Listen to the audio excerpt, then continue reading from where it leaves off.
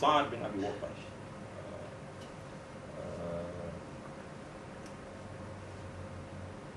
Abu Zar Al-Ghifari, dan ramai lagi. Apabila mereka hendak mengerjakan haji, mereka pergi Baitul Maqdis. Mereka niat ihram, pakai ihram dalam Masjid Al-Aqsa, kemudian bergerak ke Mekah untuk menunaikan haji. Nah, saya nak tanya diri kita semua, tidak teringinkah kita untuk merebut peluang yang sebesar ini yang dijanjikan melalui lidah Rasulullah SAW, sama ada masuk syurga ataupun diampunkan dosa, dan mengikuti sunnah para sahabat? Tak teringinkah kita? Mari kita letakkan ini sebagai wawasan hidup kita. Dan kita tidak mungkin dapat melakukan ini sehinggalah masjid itu dibebaskan, sehinggalah masjid itu dilepaskan daripada kongkongan dan juga pendudukan Israel. Jadi tuan-tuan dan puan-puan, apabila Nabi mengatakan menguruskan masjid menjadi tanggungjawab kita, apatah lagi membebaskan. This is the only way. Inilah satu-satunya jalan untuk ziarah dan solat di dalam. Saya sebenarnya tak perkenan sangat dengan package tour package yang disusun ke Baitul Maqdis. Yang pergi pada saya pergi dengan menghinakan diri. You pass the papers untuk dicop oleh Israel. Maknanya kita meminta izin kepada Yahudi laknatullah untuk bersembahyang dalam masjid kita. Sebab itu Dr. Yusuf Qaradawi at one time mengatakan haram menziarahi Masjid Al-Aqsa dalam suasana pada hari ini. Kenapa? Kerana prioritinya adalah untuk membebaskan masjid ini. Pergi ke sana memohon izin kepada Israel untuk mendapatkan pengesahan, endorsement untuk masuk ke masjid. Ini adalah satu penghinaan yang tak boleh diterima. Why should they control and determine who can and who cannot go into the mosque? Dan sedar tak kita, mereka yang berumur 50 tahun ke bawah tak boleh masuk masjid pada hari ini. Tidakkah itu satu penghinaan?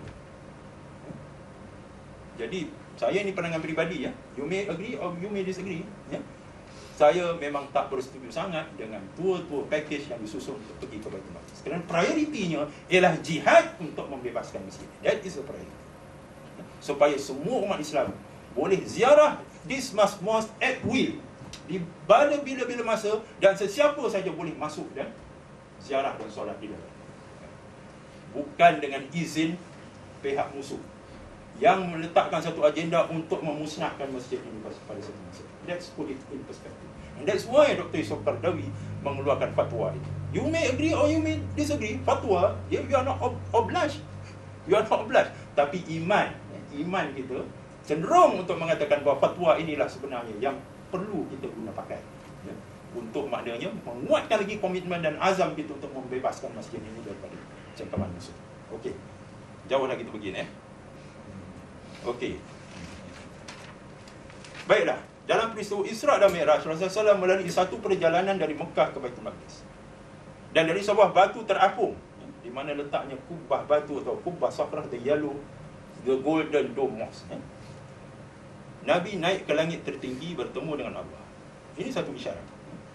Bahawa sinilah letaknya pusat keberkatan dan titik yang paling hampir dengan syurga Allah SWT. Now, kita belajar dalam matematik. The nearest point, the nearest distance from point A to point B is a straight line. Betul tak? Kan? Kita belajar tingkatan 1. The nearest distance from point A to point B is a straight line. Of course, kita pergi sini, makin jauh jadi. So a straight line is the nearest distance to reach another point in space. Dalam erti kata yang lain, secara fizikalnya, walaupun syurga ni tak boleh diukur dengan ukuran fizikal, tetapi secara fizikal, secara simboliknya, that is the nearest point from them.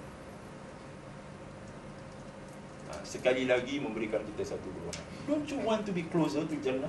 Don't you want to be closer to Allah Subhanahu Wa Taala? Kan? And we will try to be as close as possible. And the only way to do that is to free Al-Aqsa. And you can get close to Allah SWT. Pusat keberkatan lagi. The nearest point in space if you want to stay close to Allah SWT. Jangan tafsirkan ini sebagai jarak dalam erti fizikal, tapi sebagai satu simbol kedekatan kita dengan Allah SWT. Okey. Jadi paling pentingnya umat Islam mengambil berat tentang Al-Aqsa dan kemelutnya daripada umat Islam.